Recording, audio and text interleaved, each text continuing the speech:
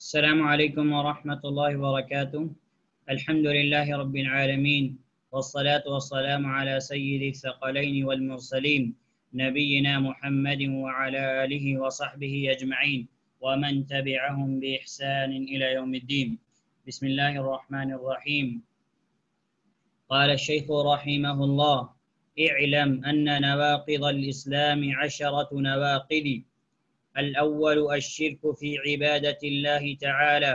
قال الله تعالى: إن الله لا يغفر أن يشرك به ويغفر ما دون ذلك لمن يشاء. وقال: إنه من يشرك بالله فقد حرم الله عليه الجنة ومأواه النار وما للظالمين من أنصار. ومنه الذبح لغير الله كمن يذبح للجن أو للقبر.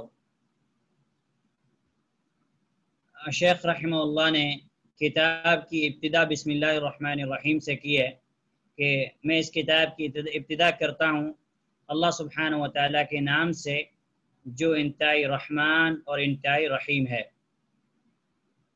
اور جیسا کہ سارے اہل علم کا یہ طریقہ رہا ہے کہ جب بھی وہ کسی کتاب کی ابتدا کرتے ہیں تو کتاب کی ابتدا سے پہلے بسملہ یعنی بسم اللہ الرحمن الرحیم سے اسٹارٹ کرتے ہیں کتاب کو، کیونکہ اہل ایمان کا اور مسلمان کا ہر کام اللہ سبحانہ و تعالیٰ کے نام سے شروع ہوتا ہے اور اللہ سبحانہ و تعالیٰ کے نام سے ہی اسٹارٹ ہوتا ہے۔ تو جب اتنا اہم رسالہ آپ لکھ رہے ہیں، جو رسالہ اتنا عظیم ہے، اور تو آپ نے اس رسالے کی ابتدا بسم اللہ الرحمن الرحیم سے کی، اور اس کا مطلب و معنی ہم سب سمجھتے ہیں۔ جیسا کہ شاید آپ لوگ نہیں جانتے ہوں، ہم تفسیر جب پڑھ رہے تھے تو بسم اللہ الرحمن الرحیم کے تعلق سے میں نے یہ بات بتائی تھی کہ بسم اللہ الرحمن الرحیم اللہ کے نام سے، اس بسم اللہ سے پہلے کچھ لفظ بعض علماء کہتے ہیں کہ لفظ جو ہے محذوف ہے، یعنی ان کو حذف کر دیا گیا ہے۔ جیسے مثال کے طور پر اقرأ میں جو ہے پڑھتا ہوں، یا ابدأ میں شروع کرتا ہوں بسم اللہ اللہ کے نام سے، تو یہ جو ہے اس سے پہلے جو ہے یہ لفظ جو ہے محذوف ہے کہ میں پڑھتا ہوں یا میں شروعات کرتا ہوں۔ تو شیخ محمد عبدالوہاب رحمہ اللہ نے یہ کتاب اللہ سبحانہ و تعالیٰ کے نام سے شروع کی، اور اللہ سبحانہ و تعالیٰ نے اپنی کتاب بھی سورۃ الفاتحہ سے پہلے اللہ سبحانہ و تعالیٰ نے کس چیز کا ذکر کیا ہے؟ بسم اللہ الرحمن الرحیم۔ تو شیخ محمد بن عبدالوہاب رحمہ اللہ نے بھی اسی سے جو ہے کتاب کا آغاز کیا۔ پھر آپ نے فرمایا اے علم، جان لیجئے، علم حاصل کر لیجئے۔ اور جیسا کہ شیخ صالح الفوزان حفظ اللہ فرماتے ہیں کہ اے علم یعنی تعلم وفہم، کہ آپ علم حاصل کر لیجئے اور سمجھ لیجئے۔ اور شیخ حفظ اللہ فرماتے ہیں کہ وَهَذِهِ الْكَلِمَةِ، اور یہ کلمہ کسی چیز کی اہمیت کے لیے بیان کیا جاتا ہے۔ جب ہم سے یہ کہا جائے کہ اچھے سے جان لو، اچھے سے سمجھ لو، تو اس کا مطلب یہ کہ اس کے بعد جو چیز بیان کی جا رہی ہے وہ چیز انتہائی اہم ہے، وہ چیز انتہائی اہم ہے، اس کی طرف دھیان دینے کی ضرورت ہے۔ تو شیخ رحمہ اللہ کا جیسا کہ اسلوب رہا ہے، اس سے پہلے ہم قواعد اربعہ اصول ثلاثہ پڑھ چکے ہیں کہ شیخ رحمہ اللہ اس کلمہ کا استعمال کرتے ہیں کہ اے علم کا اہمیت کے لیے۔ تو یہاں پہ بھی آپ نے فرمایا کہ اے علم، جان لیجئے، یعنی علم حاصل کر لیجئے، اچھے سے سمجھ لیجئے، اپنے دماغ کے اندر اس بات کو بٹھا لیجئے۔ اور آپ کے سامنے اب جو بات بیان کی جا رہی ہے وہ انتہائی اہم ہے، اس لیے شیخ رحمہ اللہ نے لفظ علم کا استعمال کیا، اور امر کا صیغہ ہے جیسا کہ آپ جانتے ہیں۔ پھر آپ نے فرمایا کہ ان نواقض الاسلامی، اسلام کو توڑنے والی چیزیں، اسلام کو باطل کرنے والی چیزیں، اسلام سے باہر کرنے والی چیزیں، 10 نواقض، 10 یعنی 10، 10 نواقض، اسلام سے باہر کرنے والے نواقض، اسلام کو باطل کرنے والے امور 10 ہیں۔ شیخ رحمہ اللہ نے جو ہے یہ بات اس لیے بیان کی کہ آپ کا یہ فرمایا کہ یہ کہنا کہ نواقض الاسلام 10 نواقض، کہ دین اسلام کو باطل کرنے والے، دین اسلام سے باہر کر دینے والے جو اہم جو اہم امور ہیں وہ کتنے ہیں؟ وہ 10 ہیں، لیکن اس کے علاوہ اور بھی بہت زیادہ ہیں، اور بھی ہیں، لیکن شیخ رحمہ اللہ نے اس کتاب کے اندر جو اہم ہے ان کو ہی بیان کیا۔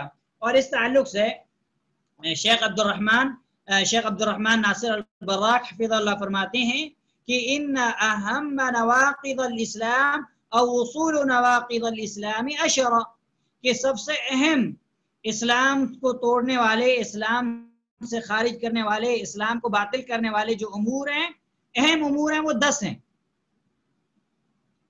یا یوں کہہ لیجئے کہ جو اہم اصول ہیں جن کی وجہ سے انسان جو ہے اسلام سے باہر ہوتا ہے، وہ 10 ہیں، حالانکہ اس کے علاوہ بھی ہیں، لیکن شیخ رحمہ اللہ نے اپنے رسالے کے اندر 10 اہم امور کا بیان کیا ہے۔ سارے مسائل بیان نہیں کیے، جو 10 اہم امور ہیں آپ نے وہی بیان کیے ہیں، ورنہ نواقض اسلام جو ہے بہت ہیں، اس کے اندر بہت ساری تفصیل ہے، اور فقہا نے اس تعلق سے باب باندھے ہیں، حکم مرتد کا حکم، پھر اس تعلق سے تفاصیل بیان کی ہیں۔ لیکن شیخ رحمہ اللہ نے جو یہ 10 نواقض بیان کیے ہیں، یہ جتنے بھی اور تفصیلات ہیں، یہ ساری کی ساری تفصیلات انہی 10 چیزوں کی طرف پلٹتی ہیں، یعنی جتنی بھی تفصیلات ہیں نواقض اسلام کے تعلق سے، وہ چیزیں جو انسان کو اسلام سے باہر کر دیتی ہیں، اسلام سے خارج کر دیتی ہیں، وہ ساری چیزیں تقریباً انہی 10 امور کی طرف، 10 جو ہے اہم چیزوں کی طرف پلٹتی ہیں۔ اس لیے شیخ رحمہ اللہ نے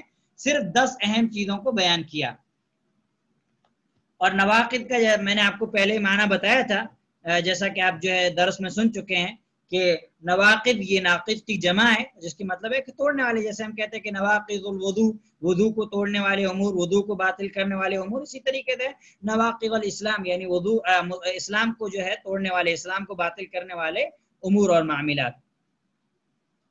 تو شیخ رحمہ اللہ نے اس کے بعد جو پہلا نواقض بیان کیا ہے، آپ نے فرمایا الاول، پہلا، آپ نے کہا کہ اسلام کو باطل کرنے والے 10 امور ہیں، الاول ان میں سے پہلا الشرک فی عبادت اللہ وحدہ لا شریک لہ، اس میں سے سب سے پہلا یہ ہے کہ اللہ سبحانہ و تعالیٰ کی عبادت میں، اللہ سبحانہ و تعالیٰ وحدہ لا شریک کی عبادت میں کسی اور کو شریک ٹھہرایا جائے، یعنی اللہ سبحانہ و تعالیٰ کی عبادت میں کسی اور کو شریک کر لیا جائے، یہ جو ہے سب سے پہلا ہے۔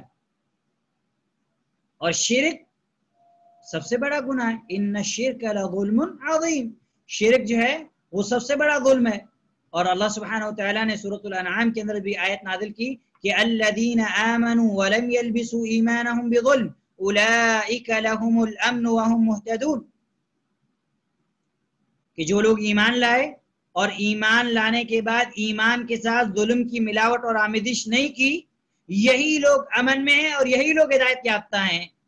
یہ آیت جب نازل ہوئی، حضرت عبداللہ بن مسعود رضی اللہ تعالیٰ فرماتے ہیں کہ صحابہ کرام رضوان اللہ علیہم اجمعین پریشان ہوئے اور انہوں نے کہا یا رسول اللہ اینا لم یظلم نفسہ، ہم میں سے کون ایسا انسان ہے جو اپنی جانوں پر ظلم نہیں کرتا، ہر کوئی ظلم کرتا ہے۔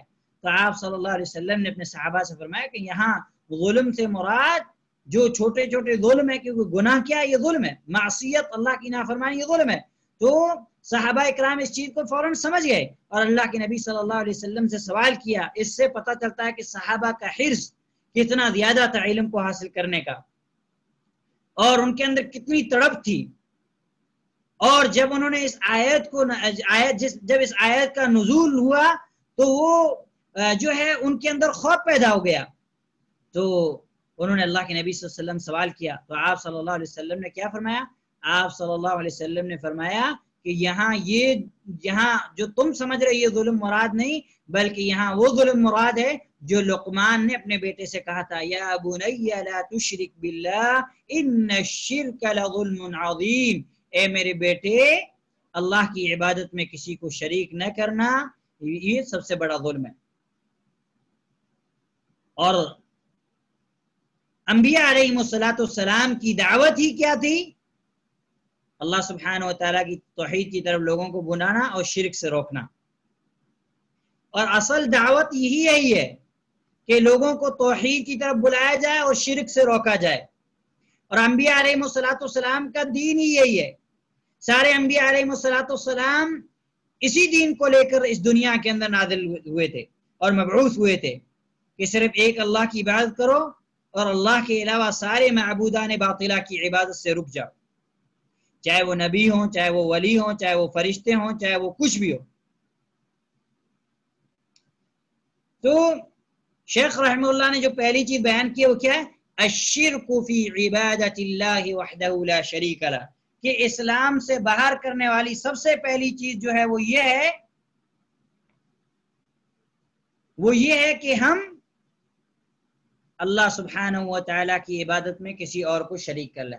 شیخ صالح الفوزان حفظہ اللہ نے جو ہے اس کی شرح کی ہے، میں آپ کو شرح پڑھ کے سناتا ہوں، آپ لوگ غور سے سنیں کہ شیخ رحمہ اللہ نے یہ بات کیوں بیان کی، شرک کو سب سے پہلے کیوں ذکر کیا.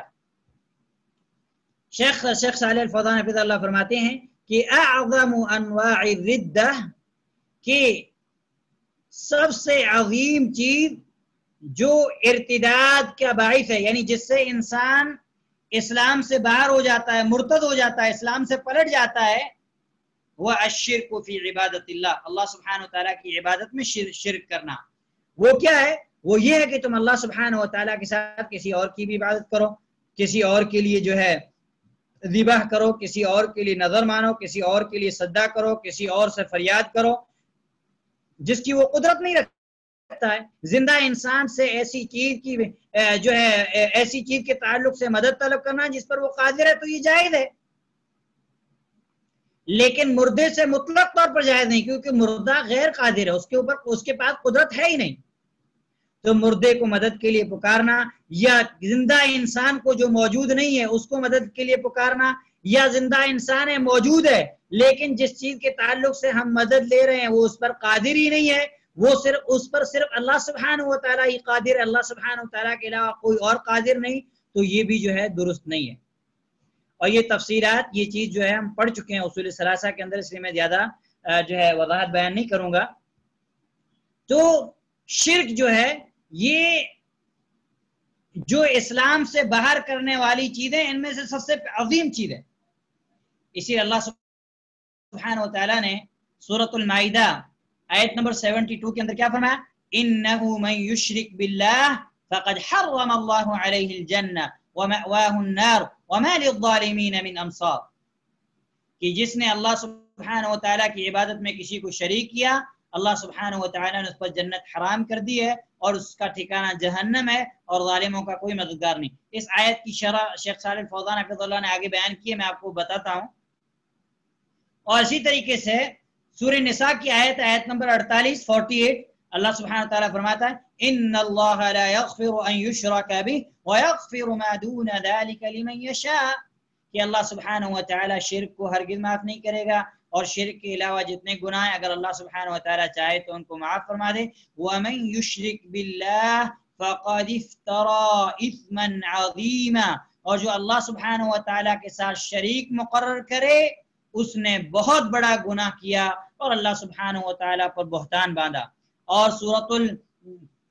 سورۃ النساء آیت نمبر 116 کے اندر اللہ سبحانہ وتعالیٰ نے فرمایا وَمَن يُشْرِكْ بِاللَّهِ فَقَدْ ضَلَّ ضَلَالًا بَعِيدًا، اور جو اللہ سبحانہ وتعالیٰ کے ساتھ شریک ٹھہرانے والا ہے وہ بہت دور کی گمراہی میں جا پڑا.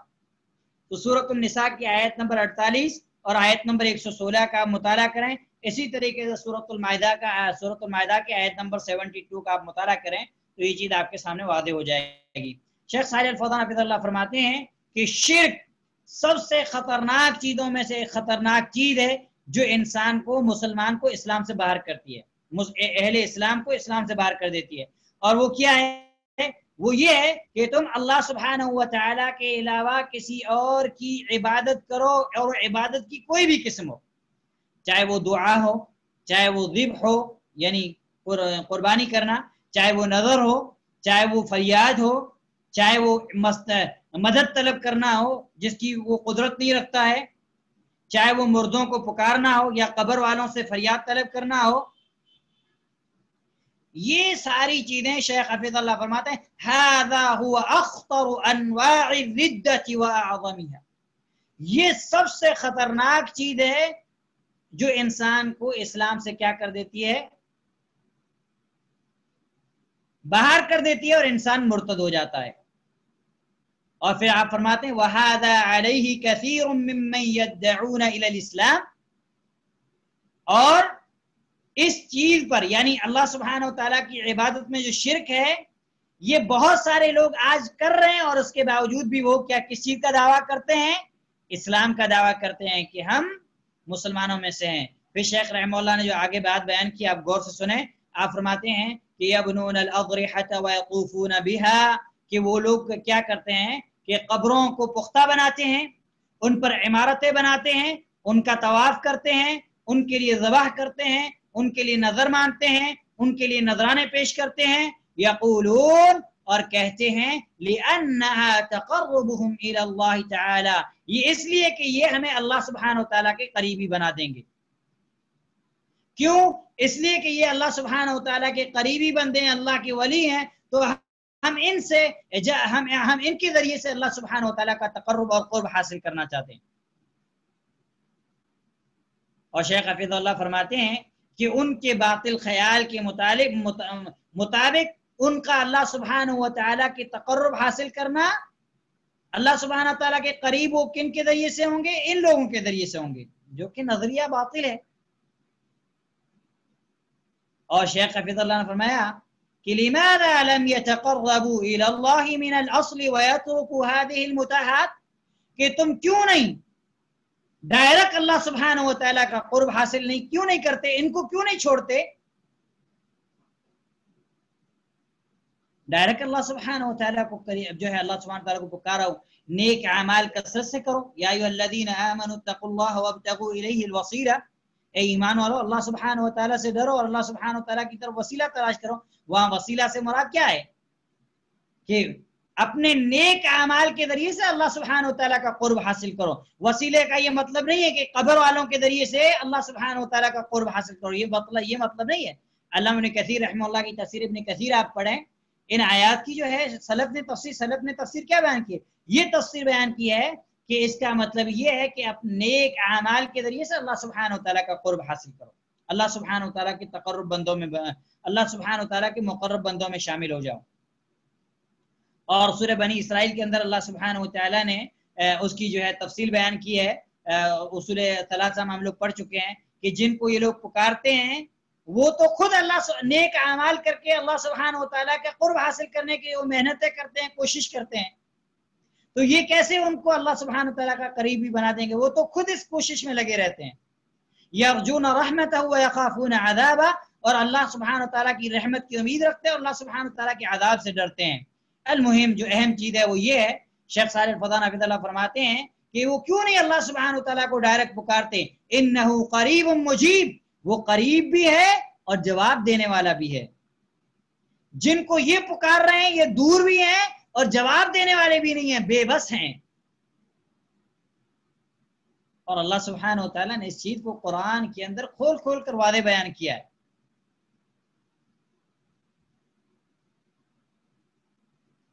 کہ قبر کے اندر جو لوگ ہیں، جو قبروں کے اندر ہیں، وہ تمہاری نہیں سن سکتے، وہ بے بس ہیں، وہ عاجز ہیں۔ وما انت بمسمع من في القبور، جو قبروں میں ہیں ان کو تم نہیں سنا سکتے، وہ عاجز اور بے بس ہیں۔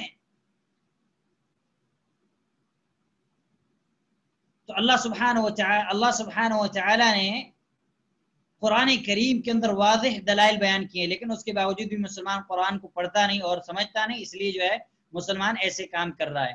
پھر شیخ حفیظ اللہ فرماتے ہیں، شیخ صالح فوزان، کہ اللہ سبحانہ وتعالی تو بندوں کے لیے مخلوق سے زیادہ قریب ہے۔ اللہ سبحانہ وتعالی کا تقرب مخلوق کے ذریعے سے، یعنی اللہ سبحانہ وتعالی کے تم قریب ہونا چاہتے ہو تو مخلوق کے ذریعے سے کیوں قریب ہوتے ہو؟ اللہ سبحانہ وتعالی تو خود تمہارے قریب ہے، مخلوق تم کو اللہ سبحانہ وتعالی کے قریب کیا کرے گی؟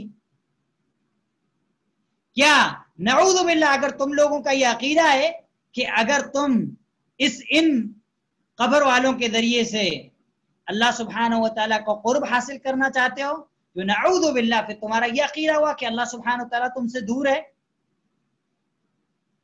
هل اللہ عز وجل بعید، کہ اللہ سبحانہ و تعالیٰ بعید ہے، دور ہے. هل اللہ اغلق ابوابہ، کہ اللہ سبحانہ و تعالیٰ نے تمہارے لیے دروازے بند کر دیے ہیں. نہیں، اللہ سبحانہ و تعالیٰ کے دروازے مفتوح ہیں ہمیشہ، جب بھی پکارو. هل اللہ لا يعلم، کہ اللہ سبحانہ و تعالیٰ کو علم نہیں ہے، وہ نہیں جانتا، وہ مخلوق کو نہیں سنتا، مخلوق کی حاجتوں کے بارے میں اسے علم نہیں. اور اللہ سبحانہ و تعالیٰ نعوذ باللہ نہیں دیکھتا جو مخلوق کر رہی ہے. اگر کوئی انسان یہ عقیدہ رکھتا ہے کہ ہم ان کے ذریعے سے اللہ سبحانہ و تعالیٰ کا تقرب حاصل کرتے ہیں تو گویا کہ ان کا یہ عقیدہ ہے کہ اللہ سبحانہ و تعالیٰ دور ہے، اللہ سبحانہ و تعالیٰ نے دروازے بند کر دیے، اللہ سبحانہ و تعالیٰ کو علم نہیں، اللہ سبحانہ و تعالیٰ ہماری سنتا نہیں، اللہ سبحانہ و تعالیٰ ہم کو دیکھتا نہیں، اس لیے وہ ایسی چیزیں کر رہے ہیں. اللہ جل وعلا قریب مجیب، اللہ سبحانہ و تعالیٰ کی جو عزت و جلال والی ذات ہے وہ قریب بھی ہے اور مجیب بھی ہے، سن کے جواب دینے والی بھی ہے. اللہ سبحانہ و تعالیٰ نے سورۃ البقرہ کے اندر کیا فرمایا؟ سورۃ البقرہ آیت نمبر 186 کے اندر اللہ سبحانہ و تعالیٰ نے فرمایا وَإِذَا سَأَلَكَ عِبَادِي عَنِّي فَإِنِّي قَرِيبٌ أُجِيبُ دَعْوَةَ الدَّاعِ إِذَا دَعَانِ. اے محمد صلی اللہ علیہ وسلم، جب میرے بندے آپ سے میرے تعلق سے سوال کریں فَإِنِّي قَرِيبٌ، تو انہیں کہہ دیجئے میں ان کے قریب ہوں. اجیب دعوت الداعی اذا دعان، ہر پکارنے والے کی پکار کو جب بھی وہ مجھے پکارتا ہے قبول کرتا ہوں. اللہ اکبر. جو اللہ قریب ہے، مجیب ہے، اس کو چھوڑ کر تم عاجزوں کو جو خود قبروں کے اندر مدفون ہیں ان کو پکار رہے ہو. اور یہ چیز تم کو اسلام سے کیا کر رہی ہے؟ باہر کر رہی ہے. شیخ صالح الفوزان حفظ اللہ اس آیت کی تشریح کے اندر فرماتے ہیں انه قریب مجیب، وہ قریب ہے، جواب دینے والا ہے. لماذا تذهب وتدعو غیر اللہ، تم کیوں غیر اللہ کے پاس جاتے ہو، کیوں غیر اللہ کو پکارتے ہو؟ اور تم تو وہی بات کہہ رہے جو مشرکین مکہ نے کہی تھی. سورۃ زمر پڑھیں، سورۃ زمر کی آیت نمبر 3 اللہ سبحانہ تعالیٰ نے مشرکین کا عقیدہ نقل کیا کفار مکہ کا. وہ کیا کہتے تھے جب ان سے کہا گیا کہ ان بتوں کی عبادت مت کرو، تو وہ کیا کہتے تھے؟ ما نعبدهم الا ليقربونا الى الله زلفى، ہم ان کی عبادت نہیں کرتے ہیں مگر اس لیے کہ یہ ہمیں اللہ سبحانہ وتعالی کا قریبی بنا دیں گے. تو ہمارے عقیدے کے درمیان مشرکین مکہ کے عقیدے کے درمیان کیا فرق ہوا؟ دونوں سیم ہو گیا. جب مشرکین کا بھی یہی عقیدہ تھا اپنے معبودان باطلہ کے تعلق سے کہ وہ ہمیں اللہ کے قریب کریں گے،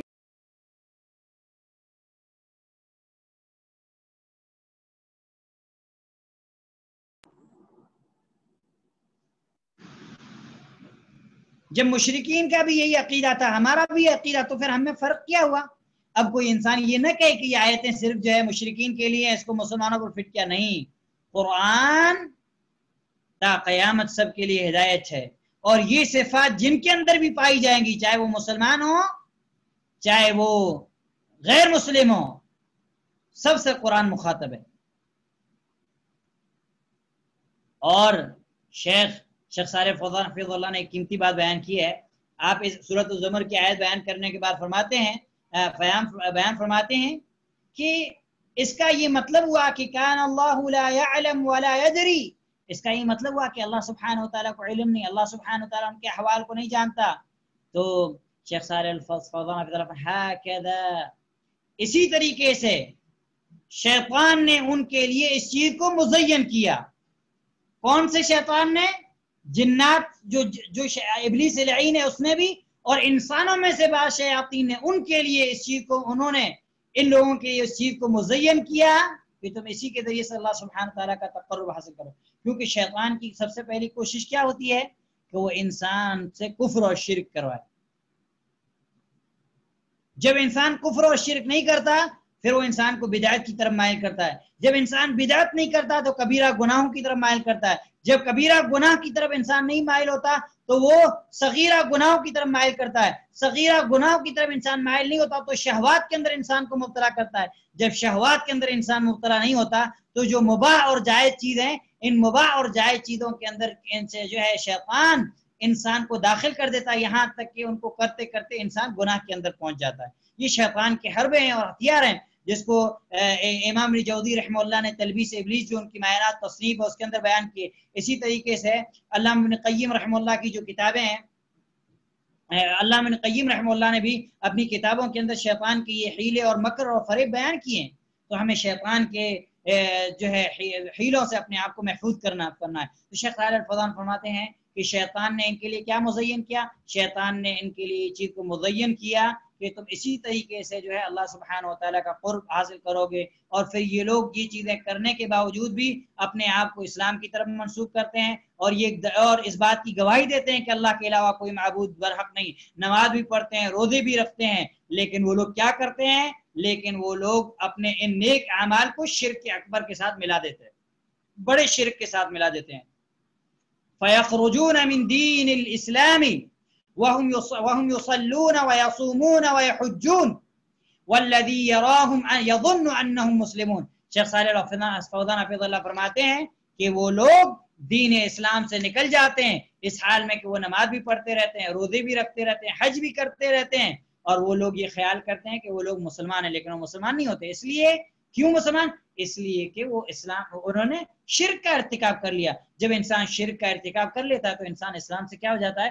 باہر ہو جاتا ہے. پھر شیخ صالح الفوزان حفظہ اللہ فرماتے ہیں فَيَنبَغِي مَعْرِفَةُ هَذَا، تو انسان کے لیے انسان کے اوپر واجب ہے کہ وہ شرک کی معرفت حاصل کرے. فَالشِّرْكُ بِاللَّهِ وَأَخْطَرُ الذُّنُوبِ، اللہ کی عبادت میں کسی کو شریک کرنا یہ سب سے خطرناک گناہ ہے. وَأَعْظَمُ الذُّنُوبِ، اور سب سے عظیم گناہ ہے. وَمَعَ خَطَرِهِ وَشَرِّهِ وَقَعَ فِيهِ كَثِيرٌ مِّمَّن يَدَّعُونَ الْإِسْلَامَ، اتنا بڑا خطرناک، اتنا بڑا گناہ کے باوجود بھی مسلمانوں میں سے بہت سارے مسلمان اس گناہ کے اندر جو ہے واقع ہو چکے ہیں، اور وہ اس کے اپنے آپ کو اسلام کی طرف منسوب کر رہے ہیں، اس کے باوجود بھی یہ گناہ کر رہے ہیں.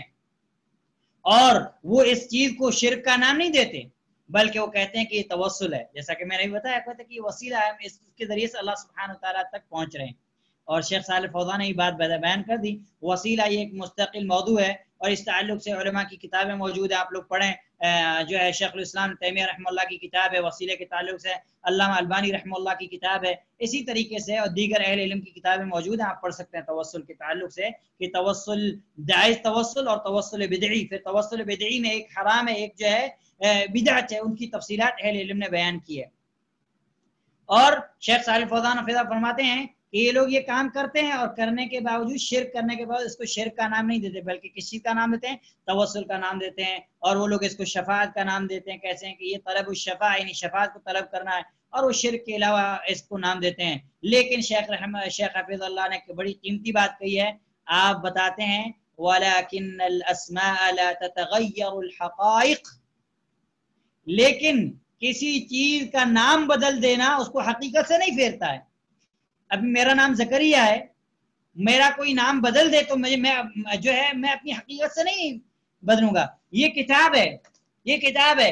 کوئی انسان کہے کہ نہیں یہ پین ہے، تو کیا یہ پین ہو جائے گا؟ نہیں ہوگا، یہ کتاب ہی رہے گا. تو کسی چیز کا نام بدل دینے سے اس کی حقیقت نہیں بدلتی ہے. شرک تو شرک ہے، اور یہ سب سے خطرناک چیز ہے، اور یہ وہ چیز ہے جس کا اللہ سبحانہ وتعالیٰ نے اپنی کتاب کے اندر رد کیا ہے، اور اللہ کے نبی صلی اللہ علیہ وسلم نے اپنی سنت کے اندر بھی رد کیا ہے. اور اللہ کی کتاب اور اللہ کے نبی صلی اللہ علیہ وسلم کی سنت نے ہمیں اسے ڈرایا ہے. اور شیخ حفظہ اللہ فرماتے ہیں کہ قرآن کریم کی کوئی بھی ایسی صورت خالی نہیں ہے جس نے شرک سے انسان کو نہ ڈرایا ہو. اس کے باوجود بھی شیخ صالح الفوزان حفظہ اللہ فرماتے ہیں، دیکھیے ایک بڑے عالم، اس کی باتیں کتنی قیمتی ہوتی ہیں. آپ فرمائیں وَمَعَ هَذَا يَقْرَؤُونَ الْقُرْآنَ، اس کے باوجود کہ یہ قرآن کی تلاوت کرتے ہیں، قرآن کی تلاوت کرنے کے باوجود بھی وہ شرک سے نہیں بچتے، شرک کر رہے ہیں.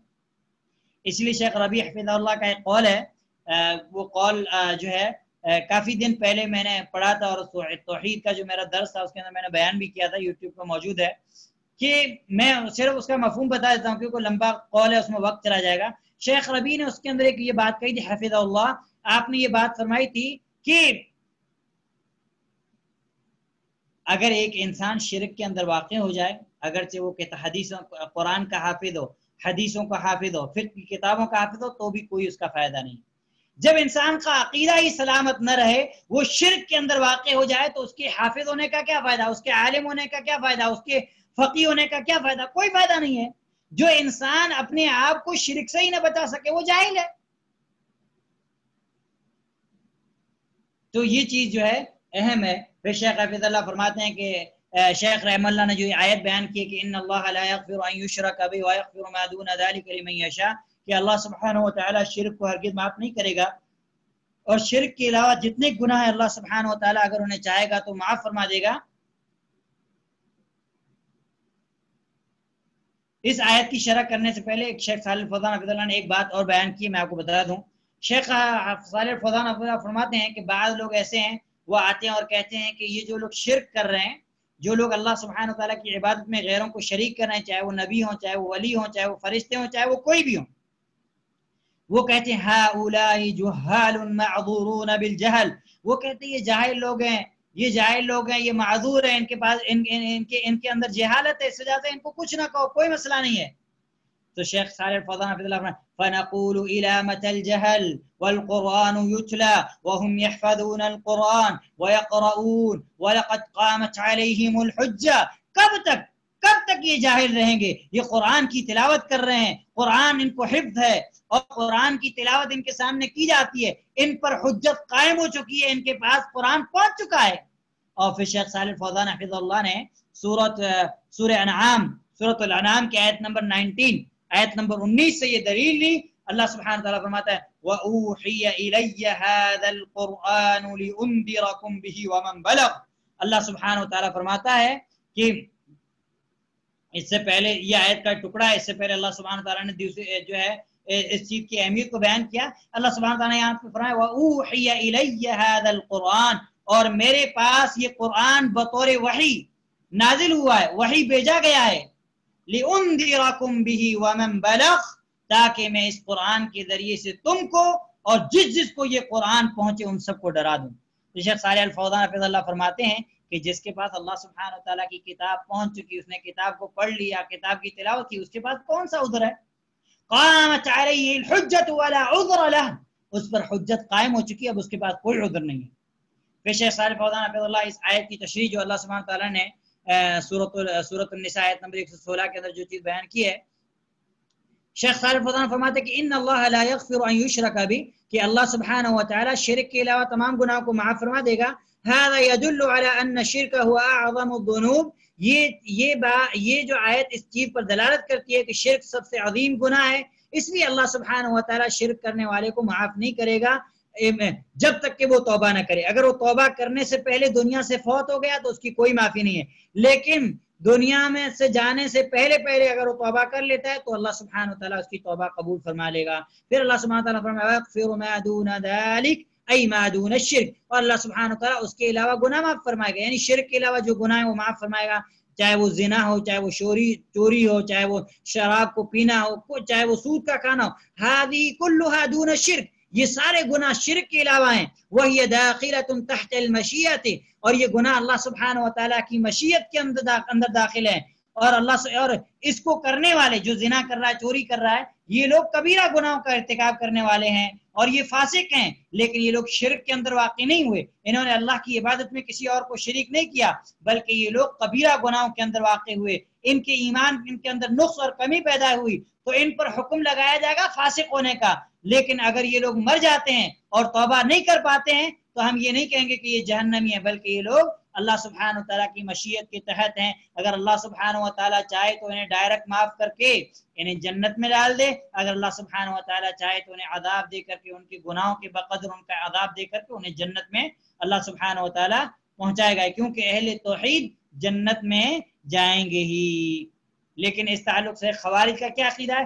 خوارج کہتے ہیں جس نے کبیرہ گناہ کر لیا وہ کافر ہے، دنیا کے اندر بھی کافر اور آخرت کے اندر خالد مخلد فی النار، ہمیشہ ہمیشہ کے لیے جہنمی۔ پھر اللہ سبحانہ تعالیٰ فرمایا وَيَغْفِرُ مَا دُونَ ذَلِكَ، کہ اللہ سبحانہ تعالیٰ شرک کے علاوہ تمام گناہوں کو معاف فرماتا ہے۔ شیخ صالح الفوزان حفظ اللہ فرماتے ہیں دل علی ان جمیع الذنوب، یہ آیت، یہ جو جملہ اس بات پر دلالت کرتا ہے کہ شرک کے علاوہ جتنے بھی گناہ اللہ سبحانہ و تعالی ان کو معاف فرما دے گا، شرک سب سے عظیم اور سب سے خطرناک گناہ ہے۔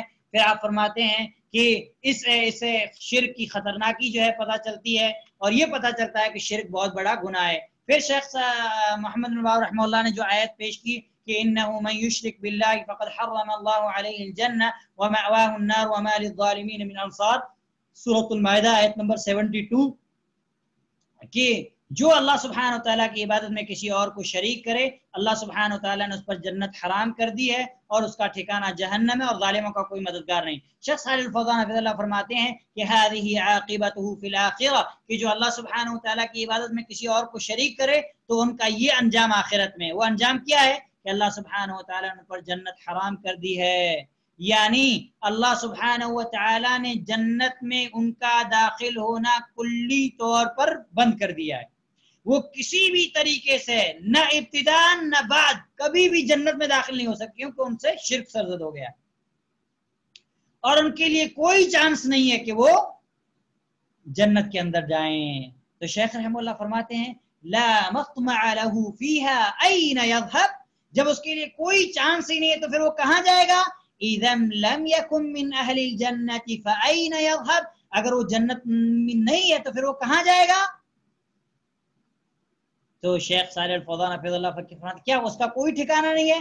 اگر اسے جنت نہیں ملی تو پھر وہ یوں ہی چھوڑ دیا؟ نہیں، لا مأواہ النار خالدا مخلدا فیہا، اس کا ٹھکانہ جہنم اور ہمیشہ ہمیشہ جہنم میں رہے گا۔ وما للظالمین من انصار یعنی المشرکون، اور ظالموں کا کوئی مددگار نہیں، یعنی مشرکوں کا کوئی مددگار نہیں جو اللہ سبحانہ تعالیٰ کی عبادت میں کسی اور کو شریک کرتے ہیں، اس لیے کہ شرک سب سے بڑا ظلم ہے اور سب سے بڑا جو ہے گناہ ہے، اور ان کا کوئی مددگار نہیں، اور کسی انسان کی طاقت نہیں ہے کہ وہ ان کو جہنم سے باہر نکالیں۔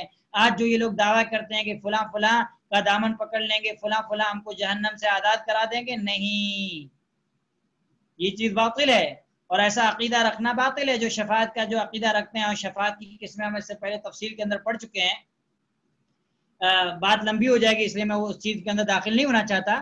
تو ان جو لوگوں کا یہ عقیدہ ہے کہ وہاں جو ہے ہم کو جہنم سے نکال لیا جائے گا کسی کی سفارش کرنے کی وجہ سے، جن لوگوں نے شرک کیا ان کے بارے میں سفارش قبول نہیں ہوگی۔ کیوں؟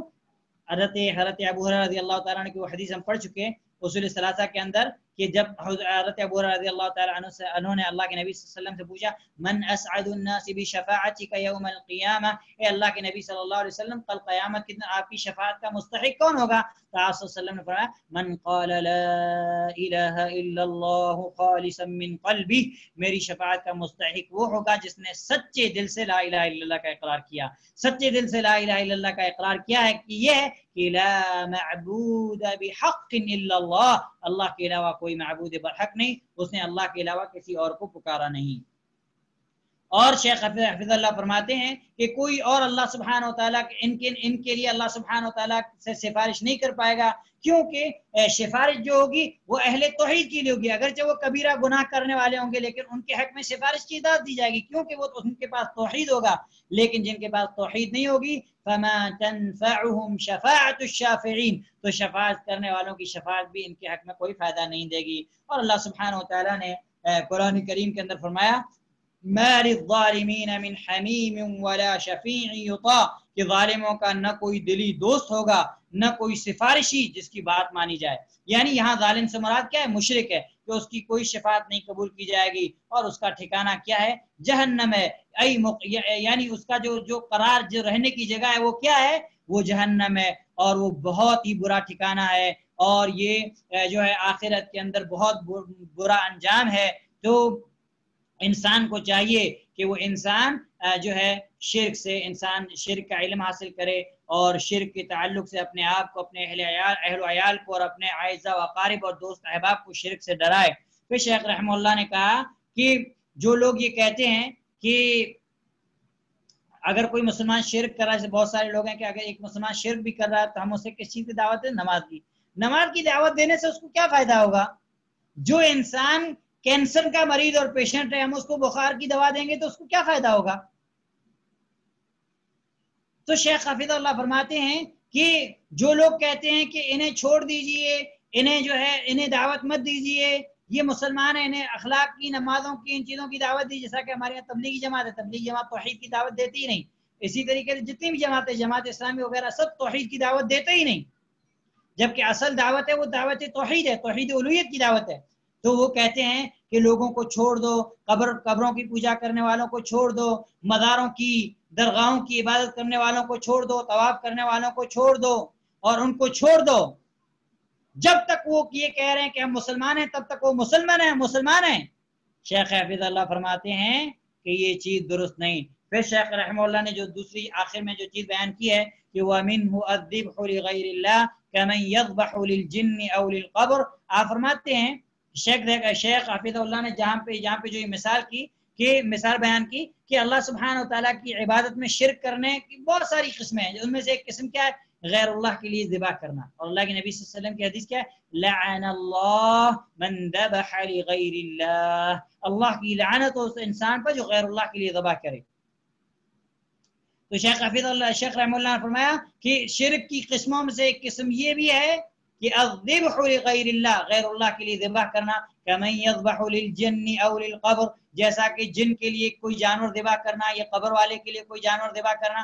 اب شیخ حفظ اللہ، شیخ صالح الفوزان حفظ اللہ اس شیخ رحمہ اللہ کے جملے کی شرح میں بیان فرماتے ہیں کہ شیخ رحمہ اللہ نے جو یہ مثال بیان کی ہے، یہ مثال اس لیے بیان کی ہے کہ بہت سارے لوگ اس کے اندر واقع ہیں اور بہت سارے لوگ اس میں غفلت برتتے ہیں اور اس کی یہ کام کر رہے ہیں. وَيَذْبَحُونَ لِغَيْرِ اللَّهِ، وہ غیر اللہ کے لیے ذبح کر رہے ہیں. يَذْبَحُونَ لِلْجِنِّ اتِّقَاءً لِشَرِّهِمْ، وہ جنوں کے لیے جانور ذبح کرتے ہیں تاکہ جنوں کے شر سے اپنے آپ کو بچا سکے. بہت سارے لوگ ہیں آج، بہت سارے لوگ غلط علاج کرنے والے ہیں. جب ان کے پاس علاج کرانے کے لیے بھیجا لوگ جاتے ہیں تو وہ کہتا ہے کہ تم جو ہے کالا بکرا ذبح کرو، مرغی ذبح کرو، فلاں کرو. تو وہ لوگ کرتے ہیں.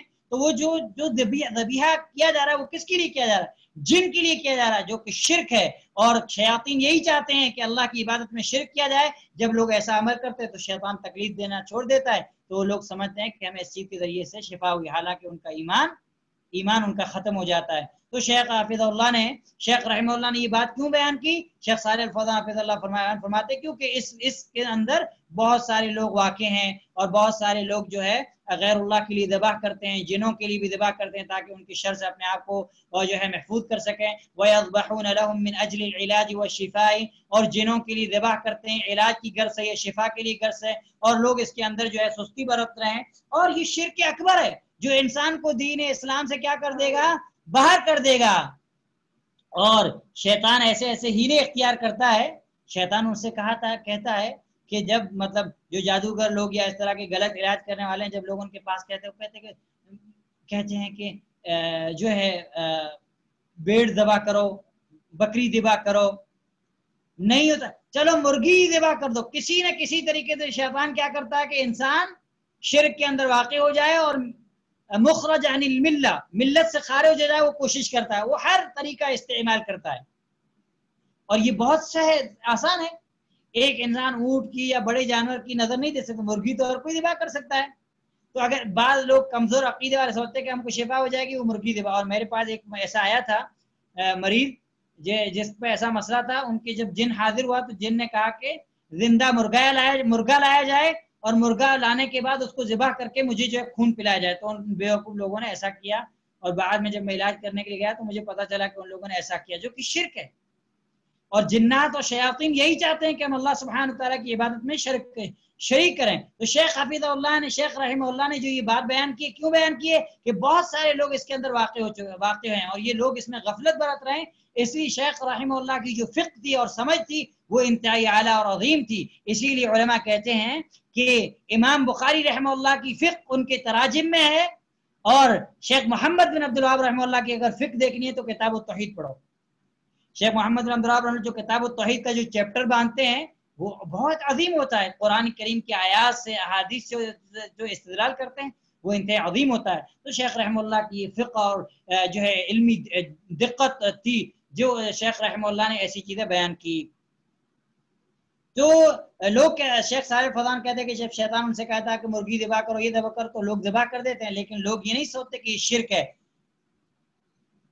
اور لوگ جو ہے یہ چیز ذبح کر دیتے ہیں اور وہ کیا کہتے ہیں؟ جہنم کے اندر داخل ہو جاتے ہیں. پھر شیخ رحمہ اللہ نے، شیخ حفظ اللہ نے، شیخ صالح الفوزان حفظ اللہ نے یہ بات بیان کی کہ لوگ اس بات کی پرواہ نہیں کرتے کہ یہ چیز کیا ہے. اور اس کی مثال اللہ کے نبی صلی اللہ علیہ وسلم نے ایک حدیث کے اندر دی ہے کہ جو دو لوگوں کا گزر ہوا ایک جگہ سے، تو ان لوگوں کو پکڑ لیا گیا اور ان سے کہا گیا کہ تم جو غیر اللہ کے لیے کچھ جو ہے اس کے لیے کچھ ذبح کرو، اس پر کوئی جو ہے نذرانہ پیش کرو. تو ایک آدمی نے سرے سے انکار کیا، اس کو قتل کر دیا گیا. دوسرے آدمی نے ایک مکھی مار کے اس پہ جو ہے نذرانہ چڑھا دیا، تو وہ کیا ہو گیا؟ وہ جو ہے دین سے باہر ہو گیا. تو یہ جو ہے معاملہ جو ہے یہ انتہائی خطیر ہے. ہمیں چاہیے کہ اس تعلق سے ہم جو ہے محتاط رہیں. اور شرک جو ہے، شرک کس کو کہا جاتا ہے؟ میں نے آپ لوگوں کو جو ہے ہوم ورک دیا تھا. شرک کہا جاتا ہے کہ اللہ سبحانہ و تعالیٰ کی عبادت کی قسموں میں سے کسی بھی قسم کو غیر اللہ کے لیے کرنا، چاہے وہ دعا ہو، چاہے وہ نظر ہو، چاہے وہ ذبح ہو، چاہے وہ رجا ہو، چاہے وہ امید ہو، چاہے وہ خوف ہو، چاہے استعانت ہو، چاہے استغاثہ ہو، چاہے کوئی بھی قسم ہو عبادت کی کسی بھی قسم کو غیر اللہ کے لیے پھیر دینا، اس کو کیا کہتے ہیں؟ شرک کہتے ہیں. اس کو کیا کہتے ہیں؟ شرک کہتے ہیں. اور اللہ کے نبی صلی اللہ علیہ وسلم کی صحیح بخاری کے اندر حدیث ہے جس کو عبد الرحمن ناصر البراق حفظہ اللہ نے شرح کے اندر بیان کیا، جس کو امام بخاری رحمہ اللہ نے جو ہے 4497 نمبر 4497 پہ ذکر کیا ہے. اللہ کے نبی صلی اللہ علیہ وسلم نے فرمایا کہ من مات وهو يدعو من دون الله ندا دخل النار. جس نے 79 نہیں بلکہ 97 کہ جو انسان اس حالت میں مرا کہ اس نے اللہ سبحانہ و تعالیٰ کی عبادت میں کسی اور کو بھی شریک کر رکھا تھا، وہ جہنم کے اندر داخل ہوگا. اور شرک جو ہے، شرک کی دو قسمیں ہیں، ایک شرک اکبر اور دوسرا شرک اصغر. شرک اکبر جو مخرج عن الملہ، یعنی جس شرک اکبر کا اگر کوئی انسان ارتکاب کر لیتا ہے تو اسلام سے ڈائریکٹ باہر ہو جاتا ہے. شرک اصغر جو ہے یہ شرک اکبر تک لے جانے کا ذریعہ ہے، لیکن اس سے انسان اسلام سے باہر نہیں ہوتا ہے. اور شرک اکبر سے انسان کا ایمان جو ہے وہ باطل ہو جاتا ہے، اسلام باطل ہو جاتا ہے، عقیدہ جو ہے ختم ہو جاتا ہے. اور شرک اکبر جو ہے یہ ربوبیت میں بھی ہوتا ہے، الوہیت میں بھی ہوتا ہے، اسماء و صفات کے اندر بھی ہوتا ہے، لیکن غالب طور پر جو شرک اکبر ہے یہ توحید الالوہیہ میں ہوتا ہے. اور اللہ سبحانہ و تعالیٰ کی عبادت میں شرک کرنے کی جو ہے بہت ساری قسمیں ہیں. اللہ سبحانہ و تعالیٰ کی عبادت میں کسی غیر اللہ کو شریک کرنا، شیخ عبد الرحمن ناصر البراق حفظ اللہ فرماتے ہیں کہ اس تعلق سے لوگوں کی 3 قسمیں ہیں. الاول الموحد، سب سے پہلا توحید والا، وهو من استسلم لله بافراده بالعباده وحده لا شريك له. پہلا انسان وہ ہے جو اللہ سبحانہ و تعالیٰ کے لیے اکیلے اللہ سبحانہ و تعالیٰ کے لیے عبادت کو تسلیم کر لیتا ہے اور صرف اللہ سبحانہ و تعالیٰ کی عبادت کرتا ہے. الثانی المشرک، نمبر 2 مشرک ہے جو اللہ سبحانہ و تعالیٰ پر بھی ایمان لاتا ہے، اللہ کے ساتھ دوسرے پر بھی ایمان لاتا ہے، اللہ سبحانہ و تعالیٰ کی بھی عبادت کرتا ہے، اللہ کے ساتھ دوسرے کی بھی عبادت کرتا ہے. الثالث المستکبر، اور نمبر 3 اللہ کی عبادت سے تکبر کرنے والا، جو سرے سے اسلام لاتا ہی نہیں بلکہ وہ اللہ سبحانہ و تعالیٰ کی عبادت سے کیا کرتا ہے؟ اللہ سبحانہ و تعالیٰ کی عبادت سے کیا کرتا ہے؟ تکبر کرتا ہے. اور اس چیز کو اللہ سبحانہ و تعالیٰ نے سورۃ النساء آیت نمبر 172 اور 173 کے اندر جو ہے نقل کیا ہے. میں صرف ترجمہ بیان کر دیتا ہوں، درس لمبا ہو جائے گا، تو آپ لوگ اس جو ہے 172 اور 173 جو آیت ہے، اس آیت کو آپ لوگ جو ہے ضرور پڑھیں. اس آیت کے اندر اللہ سبحانہ و تعالیٰ نے فرمایا ہے کہ جو بھی دل چرائے اور تکبر اور انکار کرے، اللہ سبحانہ و تعالیٰ ان سب کو اپنی طرف اکٹھا اور جمع کرے گا. پھر جو اللہ سبحانہ و تعالیٰ نے آیت نمبر 173 کے اندر فرمایا کہ جن لوگوں نے ننگ اور عار اور سرکشی کی اور انکار کیا، انہیں اللہ سبحانہ و تعالیٰ دردناک عذاب دے گا، اور وہ اپنے لیے سوائے اللہ کے کوئی جو ہے مددگار یا کوئی امداد کرنے والا نہیں پائیں گے. وَلَا يَجِدُونَ لَهُم مِّن دُونِ اللَّهِ وَلِيًّا وَلَا نَصِيرًا، وہ اپنے لیے اللہ سبحانہ و تعالیٰ کے سوا کوئی حجتی، کوئی ولی اور کوئی بھی امداد مدد کرنے والا نہیں پائیں گے. اور موحد مسلم، جب توحید والا جو مسلمان ہے جب وہ شرک کرتا ہے تو وہ کیا ہو جاتا ہے؟ وہ دین اسلام سے مرتد ہو جاتا ہے. جہاں تک رہی مشرک کی بات تو اصل میں مسلمان ہے ہی نہیں، وہ تو ہے ہی مشرک، تو ہم اس کو مرتد نہیں کہیں گے. مرتد کس کو کہیں گے؟ جو دین اسلام سے پھر جائے. تو اگر کوئی مسلمان شرک کا ارتکاب کر لیتا ہے تو کیا ہوگا؟ دین اسلام سے باہر ہو جائے گا. اور شیخ عبد الرحمن ناصر البراق حفظہ اللہ فرماتے ہیں کہ فالکافر عند اہل العلم نوعان، کفر کی جو ہے اہل علم کے درمیان دو نوع ہیں، 2 قسمیں ہیں. الاول کافر اصلی، پہلا وہ ہے جو اصلی کافر ہے جیسے یہودی، نصرانی، بودھی اور اس کے علاوہ جو دوسری جماعتیں ہیں. الثانی المرتد، اور نمبر 2 مرتد جو دین اسلام سے پھر جائے، اور وہ ہے جو اسلام لائے اور پھر نواقض اسلام میں سے کسی چیز کا ارتکاب کر کے وہ کفر کی طرف پلٹ جائے. اور شیخ رحمہ اللہ نے یہ چیزیں جو ہے بیان کی ہیں. تو شرک اکبر کی مثال کیا ہے؟ شرک اکبر کی مثال غیر اللہ کے لیے ذبح کرنا، جنوں کے لیے، شیاطین کے لیے، یہ سب کیا ہے؟ یہ جو ہے شرک اکبر. شرک اکبر، اور شرک اکبر کتنا خطرناک ہے، اس کی 3 خطرناکیاں ہیں. سب سے پہلی چیز کہ انہ لا یغفر، اس کی معافی نہیں ہے. انہ موجب للخلود فی النار وتحریم الجنۃ علی صاحبہ، یہ انسان کو جہنم واجب کرنے والا ہے انسان کے لیے، اور جنت کو حرام کرنے والا ہے. الثالث انہ یحبط جمیع الاعمال او جمیع الاعمال، اور نمبر 3 یہ انسان کے سارے اعمال کو برباد کرنے والا اور ضائع کرنے والا ہے. تو یہ چیزیں تھی جو اہم تھی. اور شیخ رحمہ اللہ نے جو پہلا جو یہ نواقض بیان کیا، ویسے شرک تو ایک مستقل موضوع ہے. اہل علم کی اس تعلق سے کتابیں موجود ہیں. ہمیں چاہیے کہ ہم شرک کی جو ہے شرک کی تعریف، شرک کی انواع و اقسام، شرک کی باریکیاں، شرک خفی یعنی جو شرک اصغر ہے، اس کی پھر جو ہے 2 جو ہے علماء اکرام نے قسمیں بیان کی ہیں. اس میں سے ایک شرک خفی بھی ہے. المہم ہمیں چاہیے کہ ہم اس تعلق سے جو ہے پختہ علم حاصل کریں، سلفی کتب کو پڑھیں. اللہ سبحانہ و تعالیٰ سے دعا ہے کہ اللہ سبحانہ و تعالیٰ ہم کو نفع بخش علم نصیب فرمائے، اور جو ہم پڑھ رہے ہیں سن رہے ہیں اللہ سبحانہ و تعالیٰ اس پر عمل کرنے کی توفیق نصیب فرمائے، اور ان چیزوں کو اللہ سبحانہ و تعالیٰ ہمارے دوسرے مسلمان بھائیوں تک پہنچانے کی توفیق نصیب فرمائے. وصلی اللہ علیہ وسلم وبارک علی نبینا محمد وعلی آلہ وصحبہ اجمعین ومن تبعهم بإحسان إلى يوم الدين. سبحانك اللهم وبحمدك، نشهد أن لا إله إلا أنت، أستغفرك وأتوب إليك.